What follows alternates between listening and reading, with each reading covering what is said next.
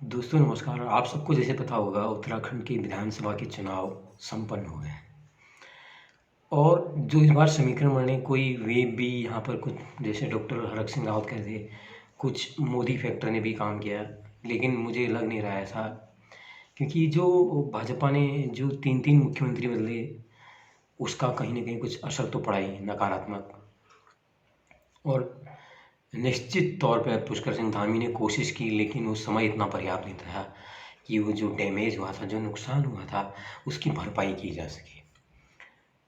तो इसलिए चुनाव बड़ी उहापोह की स्थिति में लड़ा गया। बीच में आम आदमी पार्टी का प्रवेश भी हुआ है। उसमें जो अजय गोठियाल हैं, उनको मुख्यमंत्री बनाकर आपने प्रोजेक्ट किया। हालाँकि अभी उनकी जड़ें इतनी गहरी नहीं हैं, लेकिन वो वोट काटने का काम निश्चित तौर पे कर सकते हैं। शायद 2 से लेके 5 तक सीटें उनकी आ भी सकती हैं। और जब मान लीजिए वो लग रहा है ऐसा, जो अनुमान लगाए जा रहे हैं, जिस तरह से जो मतदाता था, वो इस बार बहुत साइलेंट रहा। जितने बूथों पे देखो, सारे लोग गुमसुम से थे, किसी ने कुछ नहीं बताया कि कहाँ वोट दे रहा है, क्या दे रहा है। तो एक निश्चित तौर पे एक थोड़ा ये लग रहा था कि लोग भाजपा से नाराज़ हैं, खासकर जो कर्मचारी वर्ग लोग हैं। और पूरा का पूरा उत्तराखंड आपको पता है, पूरा सरकारी कर्मचारियों से ही निर्भर है। और सैनिकों को अपनी ओर करने का प्रयास दोनों पार्टियों ने किया। तो यहाँ पर अभी कोई भी कारण नहीं था किसी के फेवर में, अगर वेव भी कही जाए तो ऐसा नहीं है। बीच में लग रहा था कि शायद हरीश रावत की वजह से कुछ एक आकर्षण मतदाताओं में होगा, लेकिन जब उन्हीं की पार्टी के लोगों ने कहा नहीं, जो भी हमारा नेता है वो चुनाव के बाद चुना जाएगा, तो ये स्थिति उनके लिए भी एक डामाडोल हो गई। तो स्थितियां बहुत एकदम अनुकूल नहीं हैं। ये लग रहा है कि पहली बार शायद उत्तराखंड में एक हंग असेंबली या त्रिशंकु विधानसभा शायद देखने को नहीं मिले। यहाँ पर कुछ निर्दलीय और आम आदमी पार्टी के जो विधायक हैं, वो एक बहुत बड़ा अहम रोल प्ले करने जा रहे हैं। उस स्थिति में जो समीकरण अभी के हिसाब से हैं, हो सकता है कि जो निर्दलीय हैं, बीजेपी उनको अपने पास खींचने में कामयाब हो। लेकिन आम आदमी पार्टी, मुझे लगता नहीं है कि वो बीजेपी के साथ जाएगी, वो कांग्रेस के साथ जाना ज़्यादा पसंद करेगी। और जहाँ तक मुझे लगता है अगर इसकी ज़रूरत पड़ती है तो ये गठबंधन की सरकार होगी। निश्चित तौर पे इसमें जो आम आदमी पार्टी के जो भी विधायक चुने जाएंगे, वो 100% मंत्री पद की मांग करेंगे।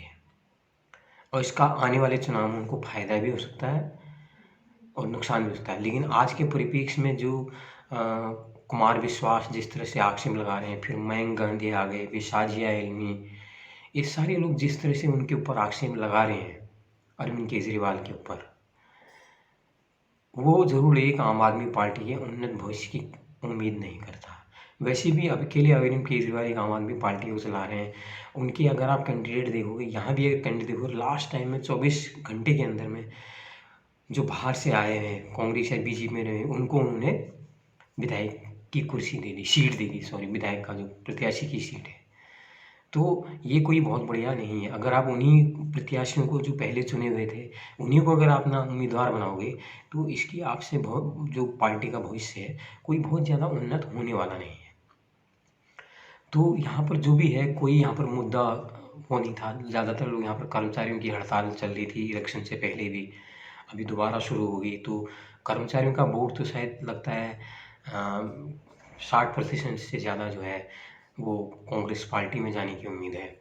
लेकिन महिलाएं इस बार बूथ पे निकली हैं, तो लोग कह रहे हैं कि जो विश्लेषक हैं उनका कहना है कि जो महिलाएं हैं वो अधिकतर भारतीय जनता पार्टी की तरफ झुकी होती हैं। लेकिन ऐसा कोई प्रत्यक्ष तौर पे कोई ऐसा लहर या कोई एक उत्साह मतदाताओं के अंदर में नहीं था। तो हालांकि इसमें 65% मतदान हुआ है, लेकिन निश्चित तौर पे कोई भी एग्जिट पोल या कुछ जो है स्पष्ट तौर पर नहीं कह सकते कि किसकी सरकार बनाएगी। हालांकि लोग दावा कर रहे हैं, कांग्रेस को उसमें आगे बता रहे हैं, लेकिन 10 मार्च को सारा जो दृश्य है वो स्पष्ट हो जाएगा कि कौन यहाँ सरकार बना रहा है। हालांकि जो आज तक ट्रेंड रहा है, जो सत्ता की पार्टी है कभी भी दोबारा सत्ता में रिपीट करके नहीं आई है। तो ये एक फैक्टर बीजेपी के अगेंस्ट में जा रहा है। चलिए देखते हैं क्या होता है, ये तो 10 मार्च को ही पता लगेगा। तो इसको लाइक कीजिए, शेयर कीजिए। मेरी बात अगर कहीं पर कोई अच्छी लगी हो तो कुछ अपनी टिप्पणी भी देखिए, हौसला देने की कोशिश करें, ताकि कुछ राजनीतिक विश्लेषक या जो सामाजिक समस्याओं पर जो विश्लेषण है वो किया जा सके। बहुत बहुत धन्यवाद।